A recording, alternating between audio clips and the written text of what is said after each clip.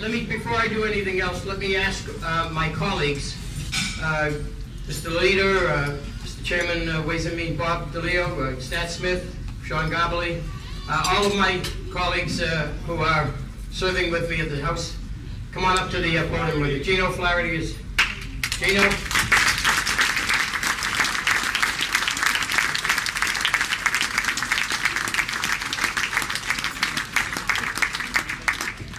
Anybody miss it? I think. No.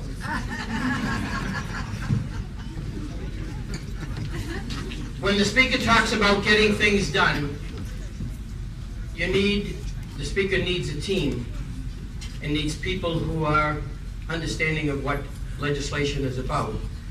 These are the people that I rely on, that he relies on, but these are the people who make things happen in the Commonwealth of Massachusetts. So you owe them a great deal of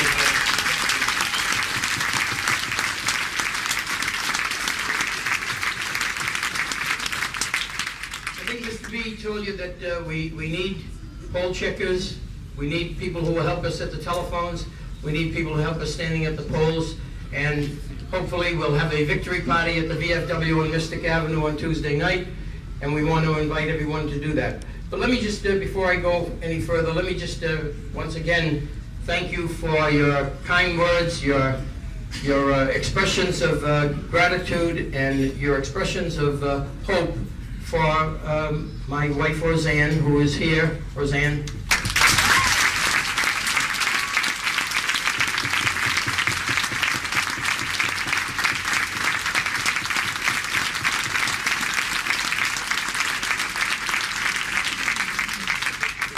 Roseanne is getting better. It's been 3 years, and she's getting better, but it's a long process.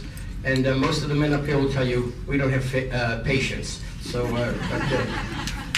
but we make sure that she makes sure that I have enough patience. And the important thing is she gives me the opportunity to go out and do what I have to do as your state representative.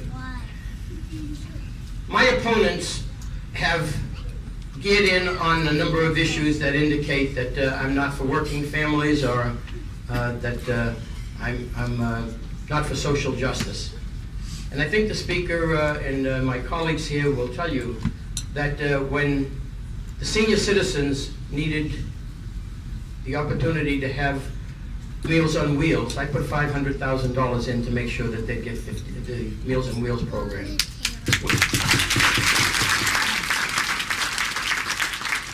The seniors have a problem this year because of the cold winter and the high price of fuel. I put $15 million into the supplemental budget with the Speaker. To me, that's social justice.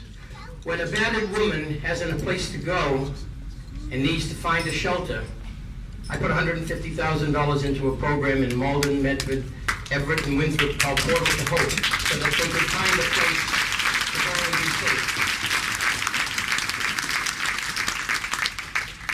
And when the SEIU workers and Local 22 and the teams and the carpenters needed someone to stand with them at their rallies for fair wages and good working conditions, I was there. That's why all of them are supporting my candidacy for re-election.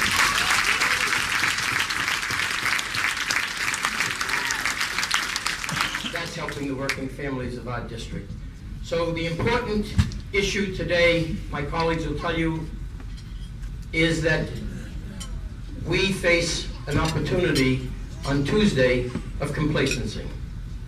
And that is, most of you here will say, oh, Maldonado will say, oh my gosh, we've got a good crowd of people, and I don't have to get to the polls, I'll wait until November.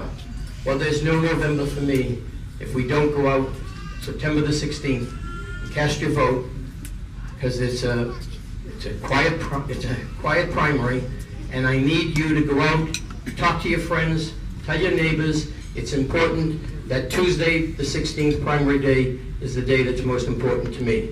So on behalf of my family that's here, my grandchildren now are at the point where they're ready to hold signs up, and show them how you hold a sign up. There you go.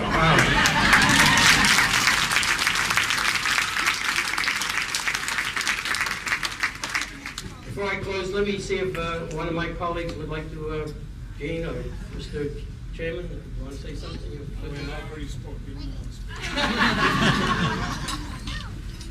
As the chairman of Ways and Means, I'm surprised that I found out Paul's a little cute getting some money in various line items that I didn't catch. You know, a lot of the... Yeah, thank you, Mr. Speaker. You know, Paul's very... A lot has been talked about this presidential election about reform and change. That's the big words of the time, and how terrible earmarks are. I want to know if Paul Donato is going to start trying to stop earmarks in the budget next year. You're not going to try to do that? But I have to say one thing. When I was here last year, I talked about the fact that Paul Donato is probably one of the biggest pains in the ass I ever dealt with up on Beacon Hill. And I'm very happy to report to all of you here today that he has become a bigger pain in the ass for people involved in Memphis.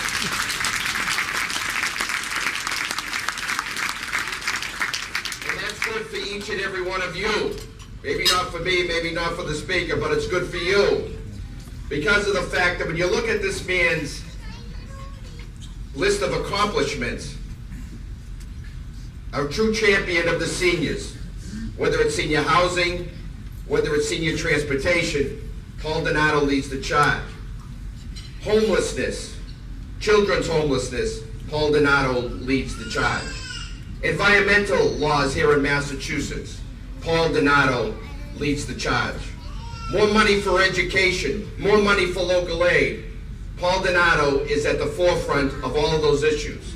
And when you talk about a true champion of the working men and women of the Commonwealth of Massachusetts, there is no greater person champion for those folks than Paul Donato. That's why I'm here to speak on behalf of Paul Donato. Probably no one, even the Speaker of the House, has a clue in terms of all the earmarks that Paul Donato gets. All right? I don't know all the earmarks that Paul Donato gets, and I put the budget together. But what I'm here to say that I don't think the folks in Malden and Medford can choose a better state representative than Paul Donato, and I hope this Tuesday you go out and show your appreciation for the job which this man does for all of you. Thank you and God bless.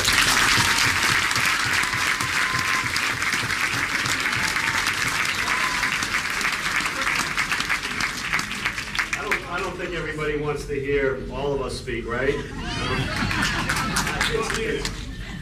It's always a pleasure, though, for me to come to any of Chairman Donato's events. I know an awful lot of you, having graduated from St. Joseph's in Medford myself, and also on the Malden side of his district, Malden Catholic. I look over here on the right, I see that the Cristofaro family, a family that I grew up with, and I look in this hallway and I see an awful lot of folks I played sports with, a lot of your kids at St. Joseph's as well as at Malden Catholic. So for me, being the rep from Chelsea and Charlestown, it's almost like coming a little bit of home anytime I come to Chairman Donato's events. So I simply want to say, send us back a very good guy. Thank you.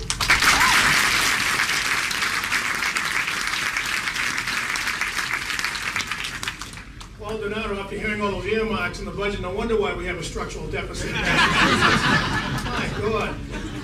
But anyone watch the Red Sox last night? Is anyone here Red Sox fans? World champion Boston Red Sox will win another championship this year.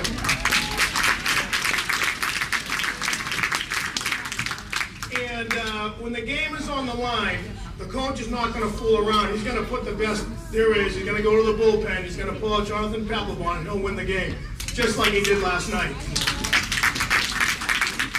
And the reason I say that is because here in New England, we take our sports very seriously.